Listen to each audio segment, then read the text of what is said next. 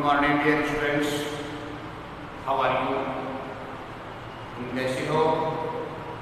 आशा है आप अच्छे होंगे, स्वस्थ होंगे, खुश होंगे।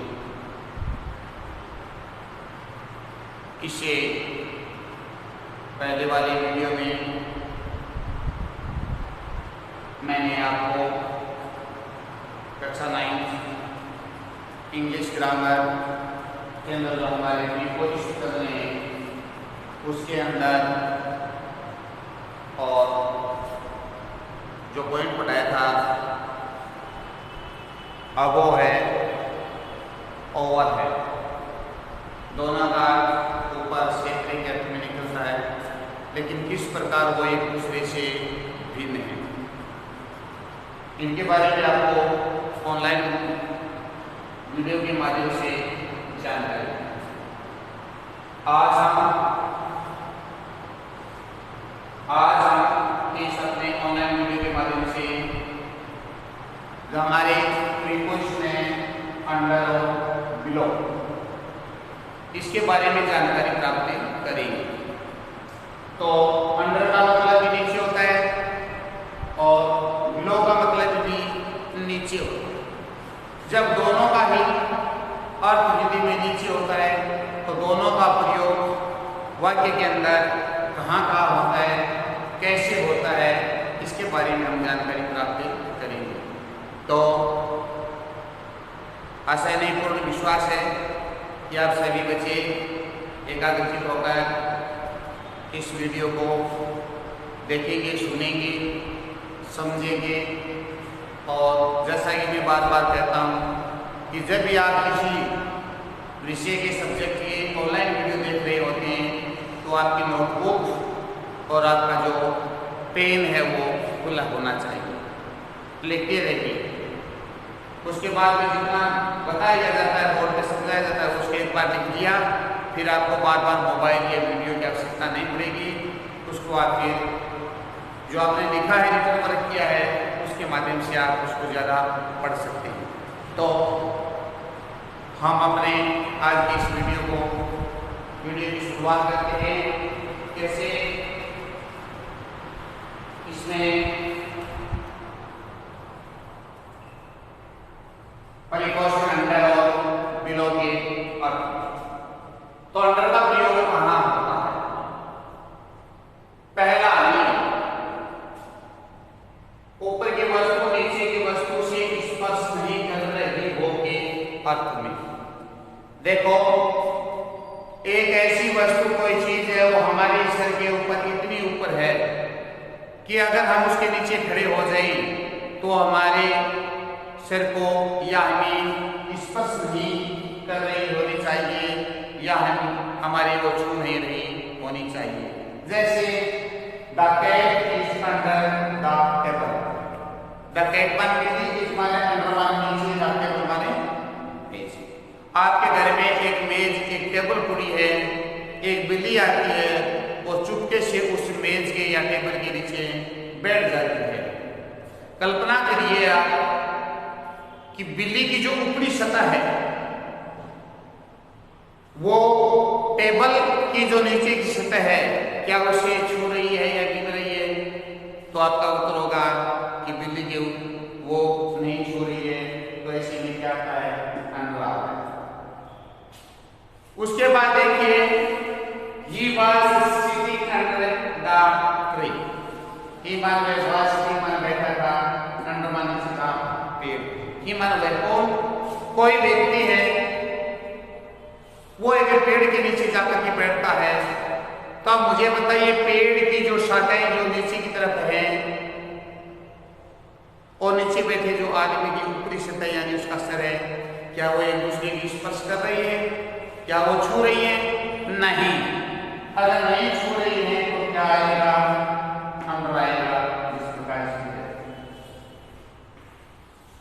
एक गाय है, वो एक पेड़ के नीचे खड़ी है, बैठी है या खड़ी है? खड़ी है तो वो इस स्थिति में खड़ी होनी चाहिए कि पेड़ की जो शाखाएं हैं वो उस गाय की ऊपरी जो सतह है उसको छू नहीं रही है। इतना ऊंचा होना चाहिए और नीचे वाली वस्तु कोई जानवर कोई आदमी इतना नीचे होना चाहिए कि वो उसके छू नहीं है। जैसे पंखा ऊपर है लेकिन हम क्या है पंखे के नीचे हैं, तो हम इस पंखे के नीचे इस तरीके से खड़े हैं कि ये पंखा है वो हमें छू नहीं रहा है। अबो के रूप में तो हमने पंखे का जो पिछले प्रीपोजिशन हमने चर्चा की थी वो तो ऊपर के अर्थ में था, ये नीचे के अर्थ की बात कर रहा है कि कोई वस्तु नीचे कोई वस्तु किसी के इस तरीके से नीचे हो कि ऊपर की वस्तु है वो नीचे की वस्तु को स्पर्श नहीं कर रही हो, छू नहीं रही हो, ये अर्थ में ये दो उदाहरण है। अगला पढ़ लेते हैं अधीन क्या है। अधीन का मतलब ही क्या है? नीचे से संबंधित है। अधीन के अर्थ में a writer is under the publisher. A writer के माने राइटर का मतलब राइट मान लिखना और ईआर लगा दिया राइटर अर्थात लेखक। एक लेखक इज मान है अंडरमान लीजिएगा पब्लिशर प्रकाशक। एक लेखक है वो एक प्रकाशक के अधीन होता है। कैसे होता है? उसने राइटर ने जो कुछ लिखा है वो ये लिखेगा पब्लिशर, इसका जैसे उसने इसके वैसा ही वो वर्णन करेगा। तो कहने का मतलब है कि लेखक है वो पब्लिशर जो प्रकाशक है उसके अधीन होता है। दूसरा देखो एडमिनिस्ट्रेशन। एडमिनिस्ट्रेशन यानी प्रशासन इज मान है अंडरमान लीजिएगा गवर्नमेंट। अब देखो अंडर का मतलब नीचे, लेकिन यहाँ पर क्या निकल रहा है? अधीन निकल रहा है। जब खड़े हैं बैठे हैं आदि की स्थिति में तब तो उसका नीचे का है। लेकिन ये क्या बात है? जैसे प्रशासन है वो सरकार के नीचे होता है, अगर हम ऐसे बोले तो बाकी अशुद्ध है। अगर हम ये कहेंगे कि सभी जो प्रशासनिक अधिकारी या हमारा जो प्रशासन है वो गवर्नमेंट के क्या होता है? अधीन होता है। तो बाकी हिंदी की दृष्टि से अच्छा है, शुद्ध है, सुंदर है। तो हम ये कहेंगे कि प्रशासन है, प्रशासन administration is under the government. अर्थात प्रशासन प्रशासनिक अधिकारी हमारे जितने भी प्रशासन है कलेक्टर से लेकर नीचे पोस्ट तक के वो सभी के सभी किसके अधीन होते हैं? इसके गवर्नमेंट के अधीन होते हैं। कैसे होते हैं कि जो गवर्नमेंट जो कार्य करने के लिए कहा कहती है वो इनको प्रशासनिक अधिकारियों को आदमियों को करना पड़ता है। जैसे हम एक विद्यालय का प्रशासनिक अधिकारी का हेडमास्टर होता है, प्रिंसिपल होता है, वो जो कहेगा उसके अंदर नीचे वाले जितने भी उसके नीचे वाले जो कर्मचारी हैं उनको करना पड़ेगा। तो वो क्या विद्यालय के प्रशासनिक अधिकारी है और वो जितने भी टीचर हैं कर्मचारी हैं वो एज ए गवर्नमेंट, ये एज ए प्रिंसिपल हुआ एज ए गवर्नमेंट है। कर्मचारी है वो सब क्या है? एडमिनिस्ट्रेशन के हिसाब से कार्य करते हैं, तो वो इसके अधीन है। अर्थात उसके अधीन रह करके ही हमें कार्य करना पड़ता है। तो ये अधीन के अर्थ में। अगला आता है हमारा तीसरा नियम अपेक्षाकृत कम क्या है। जब हम ऐसा अनुमान लगाते हैं कि ये व्यक्ति उम्र में इतनी उम्र से ज्यादा होना चाहिए, तुलनात्मक तुलना के वाक्य होते हैं कंपैरिजन। अगर वो ज्यादा की बात कर रहा है तब तो उसमें क्या आएगा?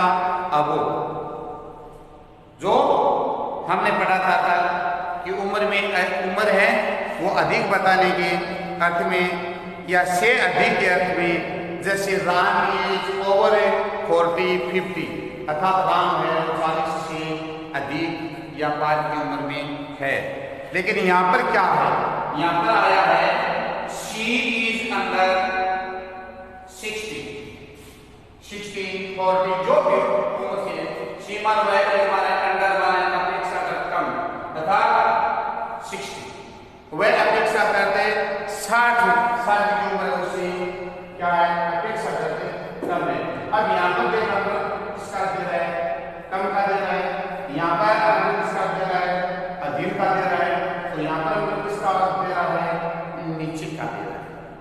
का मतलब एक अर्थ इंग्लिश वर्ड जिसके वाक्य में जब हम प्रयोग करते हैं तो उनके अनेक सारे अर्थ हैं, अनेक सारे कुछ अर्थ निकलते हैं। कहीं ये नीचे का अर्थ दे रहा है तो कहीं ये अधिक का अर्थ दे रहा है, कहीं ये कम का अर्थ दे रहा है। तो इस प्रकार दूसरा इसका उदाहरण को आई हैव अंडर 200 रुपीज। ये कहता है कि अपेक्षा कर मेरे पास 200 रुपये, 200 रुपये से क्या है, कम है। आई हैव मेरे पास है या मैं रखता हूं, अंडर 200 रुपीज अपेक्षा कर यानी मेरे पास 200 से कम रुपए हैं। तो इस तरीके से ये था हमारा अंडर का प्रयोग। इसका अंडर का प्रयोग 1 2 3 ये 3 नियम मान लीजिए आप इसका, इनको आप इस तरीके से और अपनी नोटबुक में लिख करके और थोड़ा सा अभ्यास करना चाहिए। आपने ग्रामीण की किताब खरीदी होगी, नहीं लीजिए तो खरीद लेना, या आपने कक्षा 8 में प्रीपोजिशन जो पढ़े हैं समझाए क्या सर है उसको आप मिला सकते हैं। अब जो हमारा अगला प्रीपोजिशन है वो है बिलो। जैसा कि इसी का अर्थ क्या निकलता है, नीचे। क्या निकलता है, नीचे। बिलो है वो नीचे के अर्थ में क्या देता है। पहला इसका हम नियम लेते हैं वो क्या है, नंबर 1 और यहां पर है से नीचे के, से नीचे के और में, से नीचे के अर्थ, से नीचे के अर्थ में। अब हम इसका उदाहरण देखते हैं। इसके अंदर 2 उदाहरण दिए हैं। क्या है, number 1 my father is Khalistan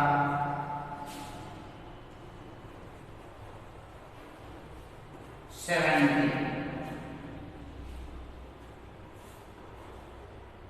और यहां पर हम करेंगे बिलो, पहला उदाहरण। उसके बाद में दूसरा उदाहरण क्या है वो देखो, do not right this line.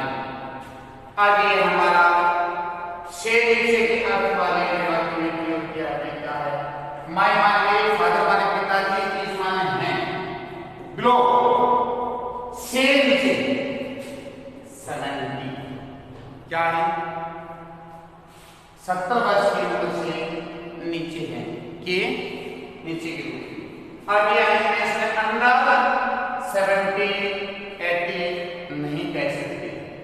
उसके बाद आता है do not right below. Do not का मतलब क्या होता है, डू नॉट का मतलब होता है ऐसा मत करो। डू नॉट राइट, अब राइट के साथ में हम लगाएंगे मत लिखो। डू नॉट राइट मत लिखो, बिलो माने से नीचे दिस लाइन। कॉपी के अंदर, परीक्षा के अंदर या जैसे टीचर कुछ बोल करके आपको दिखा रहा है तो वो कहेगा जो 10 लाइन है वो दिखेगा कि do not right this line. अर्थात ये जो पंक्ति है इस पन्ने की उससे नीचे आपको कुछ नहीं लिखना है, उस पेज के नीचे कुछ नहीं लिखना है। Do not right below this page, इस पेज से नीचे कुछ नहीं लिखना है आदि, इस लाइन से नीचे कुछ नहीं लिखना है। तो ये था से नीचे के अर्थ में। अगला जो नियम आता है वो है कि दशा और मूल्य या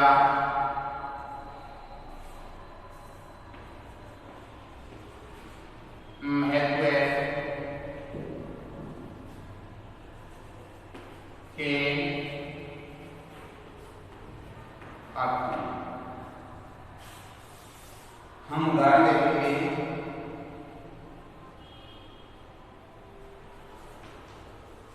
दिस इज खालिस्तान मिम्बरार below my dignity. To say there is nothing Pakistan below pen or beach here क्या है in India 33% people live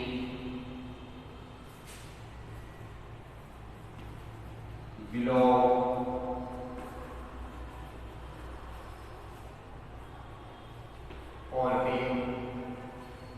line. ये इसके बिलो के दो तीन बातें। पहला तो हमने क्या रखा था, से नीचे क्या रखी, माय फादर इज बिलो 70, मेरे पिताजी 70 साल से नीचे, do not right below this line, इस पंक्ति से नीचे कुछ नहीं लो। अब किसी की दशा उन्होंने मैथ में बताने के अर्थ में this is below my dignity, इस मायने ये बिलो माना नीचे, ये अंडर नीचे, और यहाँ पर ये जो अंडर है वो नीचे का दिख रहा है, लेकिन यहाँ पर ये वैल्यू बता रहा है कि ये मेरे वैल्यू के बिलो मैथे में है। अजीब के अर्थ में पहले दूसरा आया था, नीचे के अर्थ में दूसरा आ रहा है, और यहाँ पर ये देखो जो डिग्निटी जो उसका महत्व बता रहा है वो है। अब इसमें अगला क्या दिया है, जैसे इसने अपना पहला उदाहरण, उसके बाद उसने दूसरा उदाहरण लिया, फिर यहाँ पर तीसरा उदाहरण लिया। There is nothing below 10 rupees here, क्या बता रहा है ये बता रहे हैं मुझे, क्या बता रहा है यहाँ पर देयर मान, यहाँ इस मान है, नथिंग मान कुछ नहीं, यहाँ कुछ नहीं है, बिलो नीचे 10 रुपीज है, यहाँ पर 10 रुपये से नीचे कुछ नहीं है। मान लो कोई चीज है बिक रही है, हम सेल में देखते हैं, बाजार में देखते हैं, हर चीज का इतना रुपये इतना रुपये, तो हम दुकानदार से कोई चीज मांगे तो वो क्या कहेगा, यहाँ पर 10 रुपये से 20 रुपये से 50 रुपये से नीचे की कोई वस्तु नहीं है। कहने का मतलब वो वहां से हैं, वो उसमें जो रुपये बताए उसी ऊपर की वस्तुएं हैं। तो देर इज नथिंग, यहाँ कुछ नहीं है, ये मान यहाँ कुछ नहीं है, बिलो 10 रुपये, 10 रुपये से नीचे कुछ नहीं है। ये करने के बाद उसके बाद में अगला देखो, इन इंडिया बाद में 33% पीपल मान लो लिव मान रहे हैं, बिलो मान नीचे, पॉवर्टी लाइन, पॉवर्टी लाइन। तो पॉवर्टी लाइन का मतलब होता है, पॉवर्टी मान होता है गरीबी और लाइन मान होता है रेखा।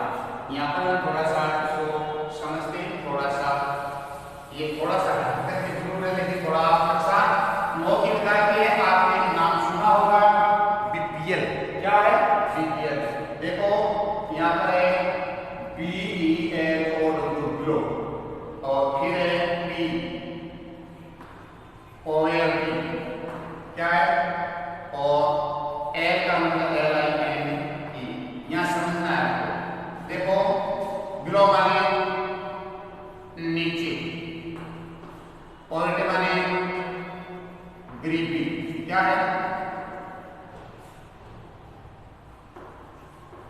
गरीबी, और लाइन का होता है अरेखा। हो गया। अब इसका मतलब होता है बी से, बिलो से बी, और डी से पी, और लाइन से ए। अब ये क्या बना? बीपीएल। अर्थात वे व्यक्ति जो जीवन की जो गरीबी रेखा है उससे नीचे जीवन यापन करते हैं। गवर्नमेंट ने, सरकार ने और एक एडवाइजरी यानी एक लेखा तैयार की है कि इस श्रेणी से नीचे जो आने वाले लोग हैं वो किसके अधीन आएंगे? वो बीपीएल के अधीन आएंगे, उस बीपीएल दशा के अधीन आएंगे।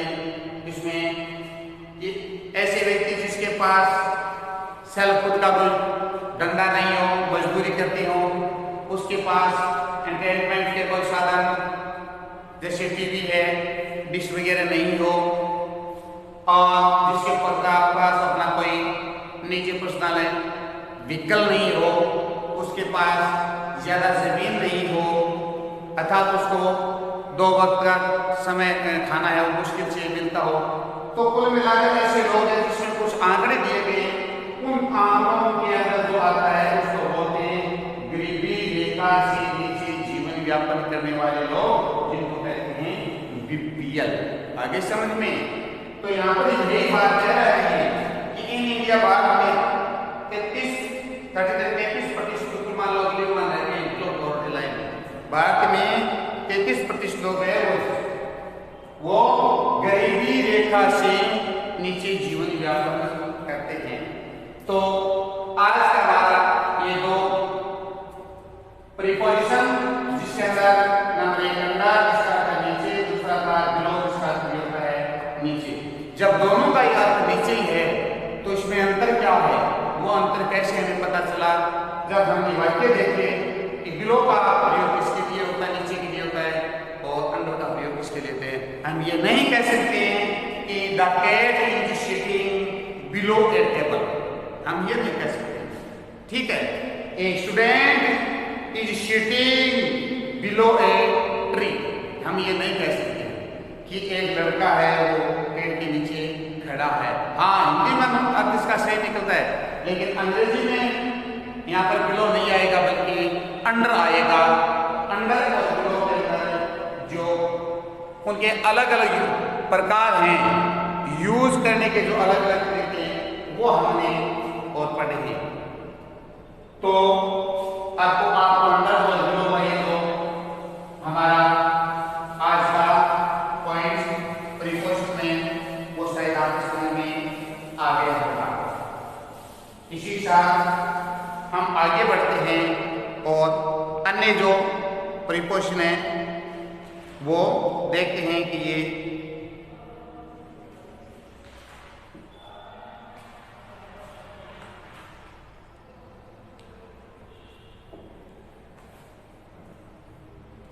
अलोंग क्या है प्रीपोजिशन में? अलोंग, अलोंग, और दूसरा है एक्रॉस, एक्रॉस, अलोंग और एक्रॉस। अलोंग का मतलब होता है, अलोंग का मतलब होता है नंबर 1, अलोंग का मतलब होता है किनारे, किनारे, सहारे, सहारे, किनारे, किनारे, और अक्रॉस, एक्रॉस का मतलब होता है उस पार। क्या होता है? उस पार या के पार। इन दोनों में क्या अंतर है? दोनों के अंदर किस तरीके से प्रयोग होता है? अलोंग अर्थात किनारे, किनारे।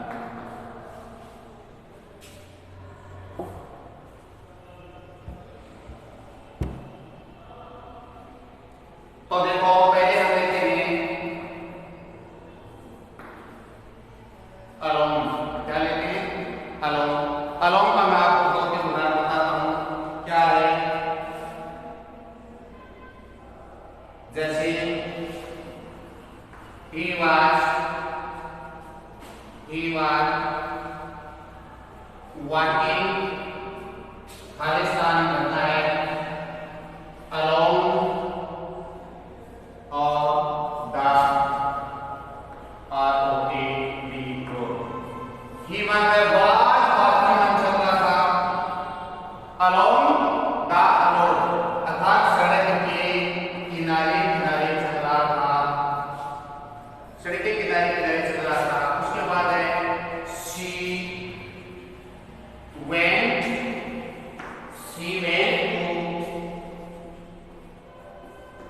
to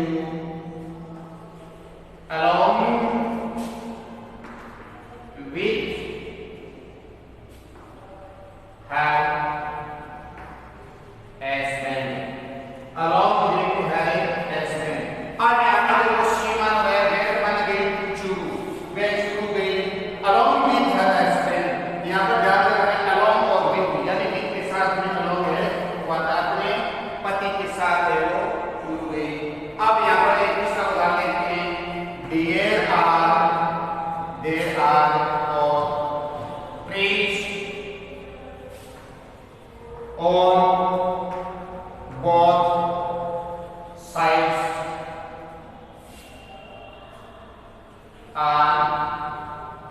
along the road। तो ये है along के प्रयोग। क्या है along? किनारे किनारे, वह रोड के किनारे किनारे चल रहा था। सी वेंट along with, यानी अपने विद के साथ, अपने पति के साथ गई। There are trees on both sides along the road। सड़क के किनारे किनारे पेड़ हैं। सीधा लिख सकते हैं There are trees along the road।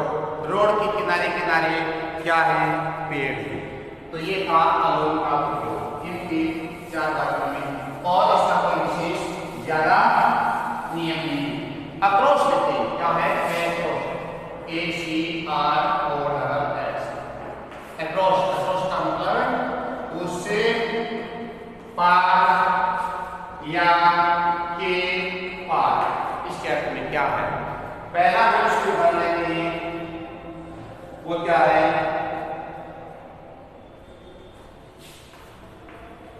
There are many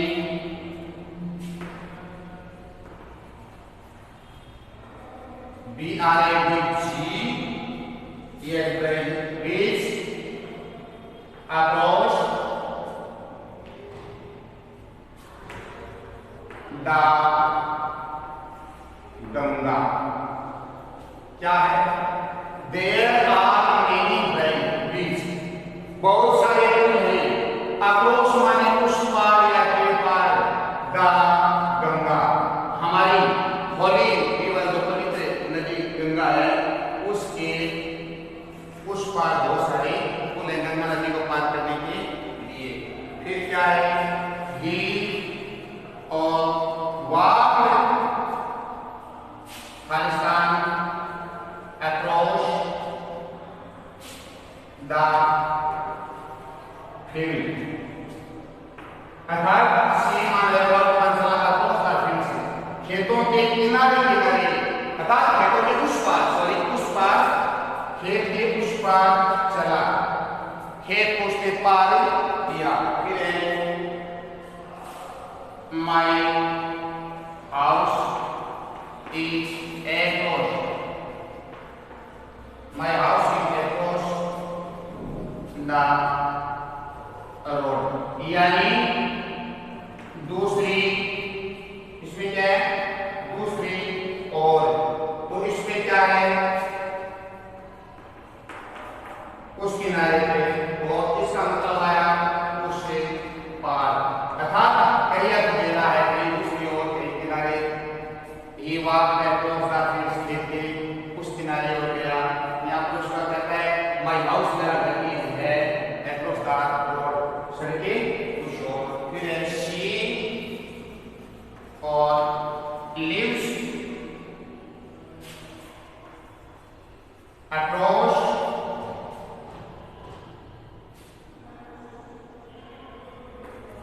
the valley। इसका मतलब होता है दूसरी ओर, वैली में से घाटी, अर्थात वह घाटी के उस ओर रहती है। तो इस प्रकार बहुत सारे यहाँ पर उदाहरण हैं इसके अक्रॉस और अलोंग। अक्रॉस और अलोंग के वो ज्यादा नियम नहीं है। एक तो ये कहता है कि वो किसी रोड के, कोई सड़क के, कोई दीवार के, कोई खेत के किनारे किनारे चलने के बाद में देता है। आप रोड के किनारे किनारे चल रहे हैं, खेत के किनारे किनारे चल रहे हैं, तो यहाँ पर आपको अलोंग का उपयोग करना है। और अब किसी चीज को पार करके जाते हैं, नदी को पार करते हैं, नदी के उस पार की बात करते हैं, सड़क के उस पार की ओर बात करते हैं, दूसरी ओर की बात करते हैं, तो आपको करना होगा अप्रोच। तो डियर स्टूडेंट्स, टुडे आज हमने 4 प्रीपोजिशनों के बारे में जानकारी प्राप्त की है। तो बिलो, अंडर, अक्रॉस, अलोंग शायद आपको समझ में आ गए होंगे। कोई किसी प्रकार की दिक्कत हो तो आप मुझसे कांटेक्ट करके पूछ सकते हैं। आज के वीडियो में बस इतना ही। स्वस्थ रहें, खुश रहें, करते रहें। धन्यवाद।